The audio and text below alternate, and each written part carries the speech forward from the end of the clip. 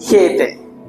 गोड गोड बोलतो तेव्हा त्याच्यावर विश्वास ठेवू नका, कारण त्याच्या हृदयात किती विषय आहेत? 7 विषय आहेत. किती? आपण पवित्र शास्त्र वाचतच नाही, त्याच्यामुळे आपल्याला कळतच नाही कोणता माणूस खरा आणि कोणता माणूस खोटा.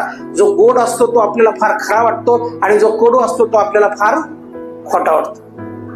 का वाटतो? कारण की गोड गोड बोलणारा फार प्रशंसा करतो, गोड गोड बोलणारा फार आपली वाहवा करतो, गोड गोड बोलणारा आपल्याला सगळ्या पुढं पुढं करतो, गोड गोड बोलणारा आपली सगळी प्रशंसा करतो. त्याच्यामुळे आपल्याला गोड माणूस फार आवडतो. आणि जो कडू असतो तो पाप दाखवतो, जो कडू असतो तो स्ट्रेट बोलतो, जो कडू असतो तो तुमचं भविष्य पाहतो, जो कडू असतो तुमचे लेकरं सुधरावा ते पाहतो, तुमचं परिवाराचं कल्याण कसं होईल ते कडू माणूस पाहतो. पण आपण कडूला काय करतो? दूर करतो आणि जवळ कोणाला धरतो? गोडला धरतो. आणि मग गोड एक दिवस पूर्ण घराचा खेळ करून टाकतो. मग मला तेच